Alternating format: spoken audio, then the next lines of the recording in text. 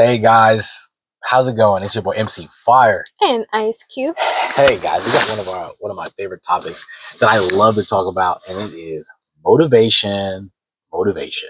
Yay. Yay! So we like to not only just give you guys good advice, but to tell you in our journey why we're so happy or motivated, and what we do when necessarily we kind of, I won't say fall out of motivation, because most of the time we don't, but how you guys can stay motivated during these times. A lot of times people, especially nowadays, are having a really hard time with inflation.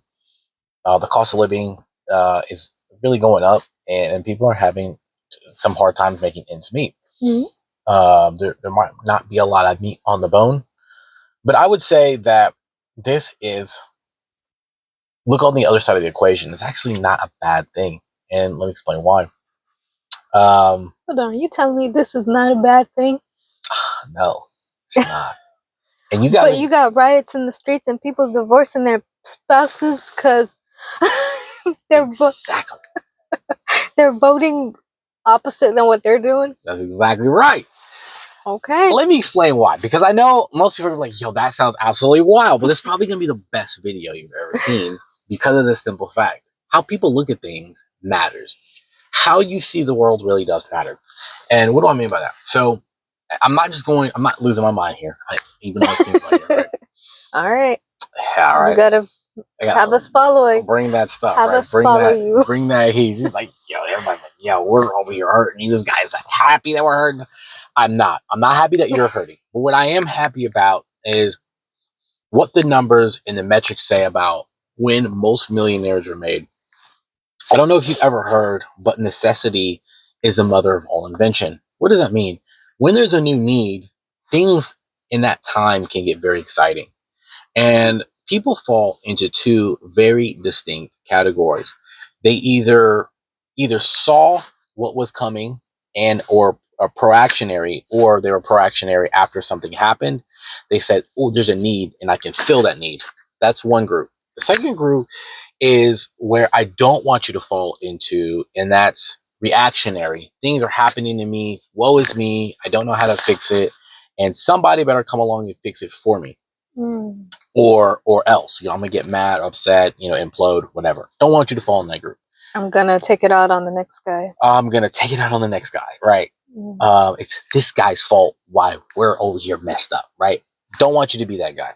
I want you to be the proactive one. I want you to be the one that is on the front edge of invention or finding the solution. And really, the point of study for us anecdotally, is a game called the Cash Flow Quadrant. Now, most of the time, when you play the game, Cash Flow. I'm conflating ideas in my juggler up here. Cash Flow is a game. It was invented by Robert and Kim Kiyosaki to kind of illustrate how to learn proper financial education. And what the game really is good at is showing people that there's a race that everyone kind of is in. Where you're working like a normal job, maybe working 9 to 5, constantly paying bills and staying on that hamster wheel.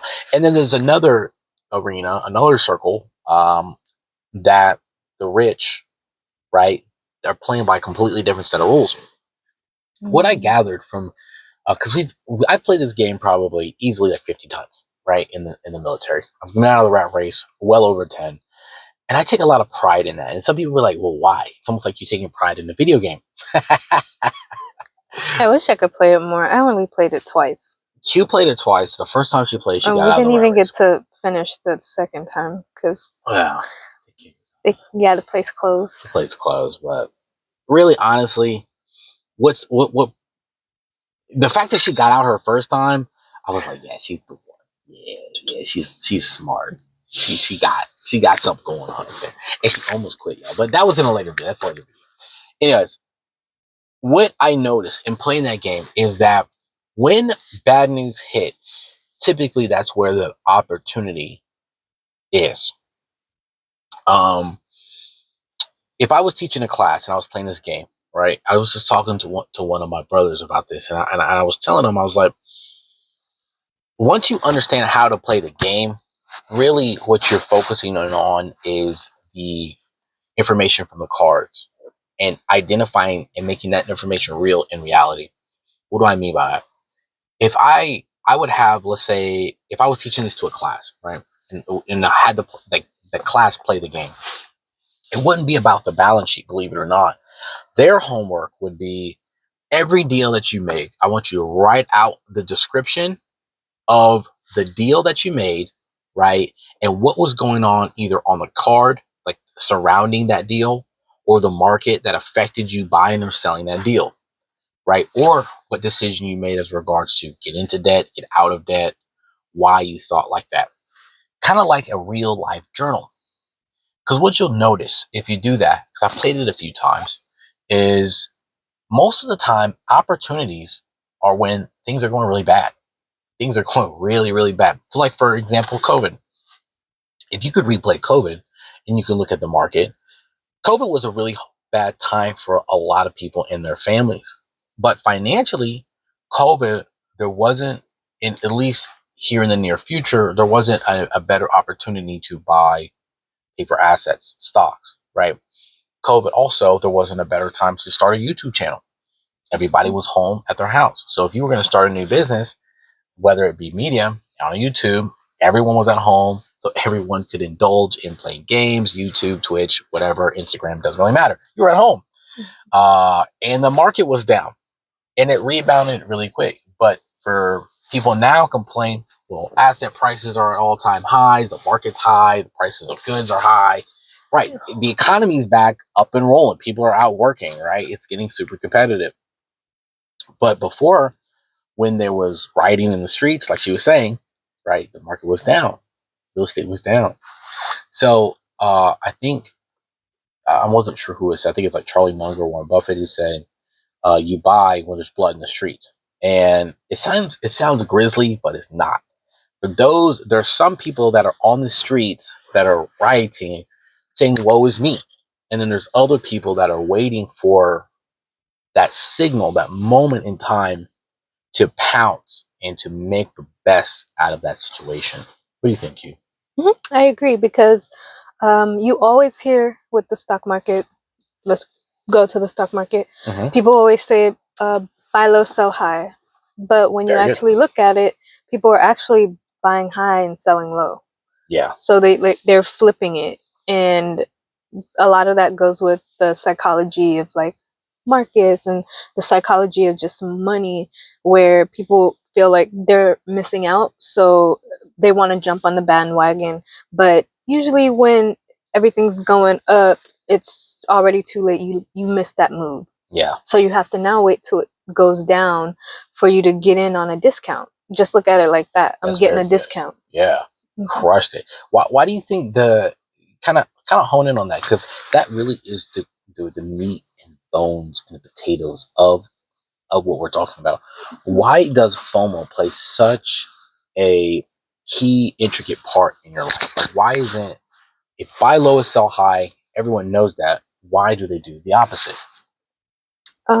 Emotions. Your emotions are in it because I worked hard for this money. Like everything I worked for is my paycheck. People literally put everything into their paycheck. So when they do have an opportunity to invest into the market, most times they're not using money that they are okay losing.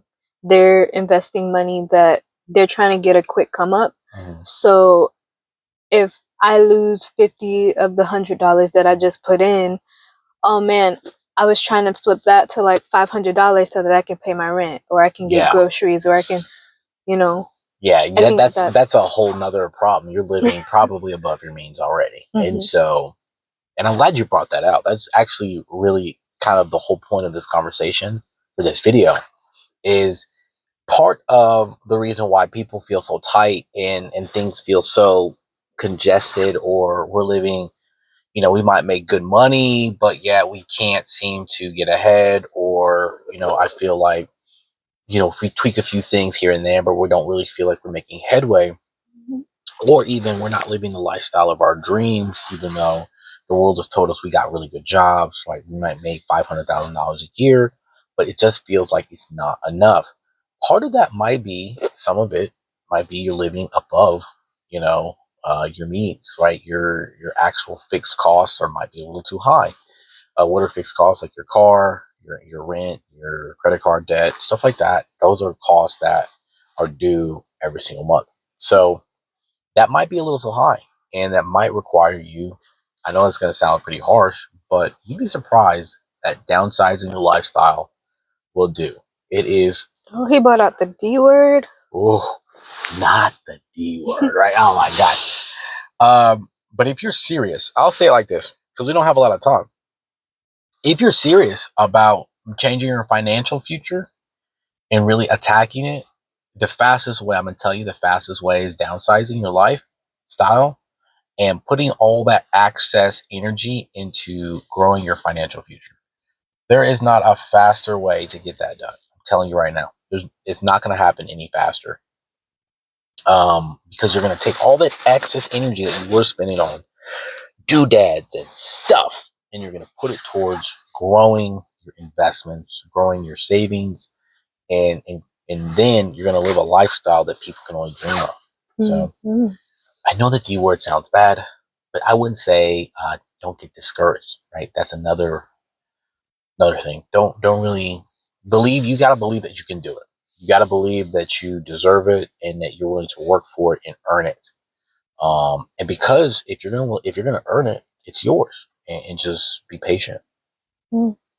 So everything that's going on in the market, everything that's going on in the economy, everything that's going on with the election, people shouldn't let that like discourage them, because there's something that can come out of this positive. Oh yeah, there's a silver lining even in the election, right?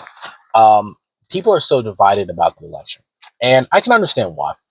People feel like this election is different.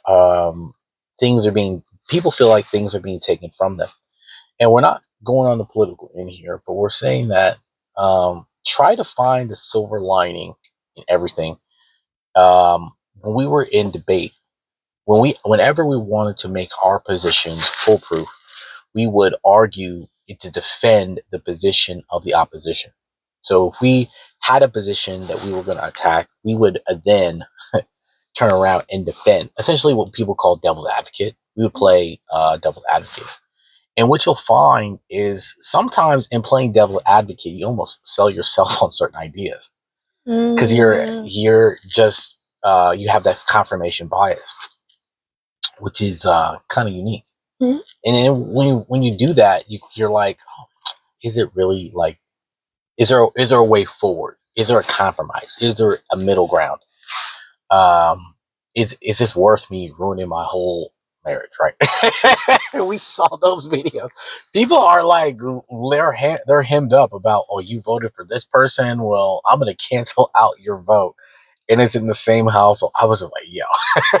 Or people are like, girl, don't worry about canceling out his vote. Divorce him. And divorce him. Oh, Lord. I don't think you want to. Okay. Yeah, that's another video as well. Right? We could make a whole video on that video. We might start doing reactionary videos too on y'all. Because I don't know, it's a vlog and it's part of our life. So I don't know. What do you think? Do you think people should see the silver lining, or do you think that part of who they are is just stick to their guns and really just hammer everything in? Mm-hmm. I think always look towards the silver lining. You can't be a pessimistic or like closed-minded all your life. Yeah, I got you. Unless it's stuff about like the law. Oh yeah, I mean that's a given, right? You're not gonna. There's not a whole lot of wiggle room there. Like we're not. There's certain things that we understand that are like, you do have to stick to your guns, draw a line, right? Mm-hmm. But let's say for example, you're on a fire journey. This is what we're talking about. If you're on a fire journey and you got a new addition to the family, well, that's a trying time. You might not nail the budget completely, right? Because you have the whole nother individual that's coming into your life. So everything isn't just about your finances at that point. It's about the bigger picture. It's about your family. Mm-hmm. Now, you still do have to see if you can hit target, but your priorities are going to shift. and that's okay. And that's what really we're really here to say is, um, a lot of times there is a silver lining in a lot of the things that are going on in the world. Just be prepared for that. Be be always get educated so you can see through the smoke and mirrors, and it's not necessarily going to be FOMO if you are buying low, right? No one's paying attention to it. That's when you buy. That's when you're excited. But now that the market's at all time highs, people are like, man, I shoulda, woulda, coulda. Mhm. Well, you should have been paying attention to the times like this when things are expensive. What's low? Well, real estate might be low, or energy might be low, stuff like that, right? That's just the time if you're looking to get into energy real estate. It's time to get it, right? Something to think Correct. about. So, do you have anything else? Because I think we I blasted think that. that's it. I hope you guys are picking up what we're putting down, and don't put us on the cancel list.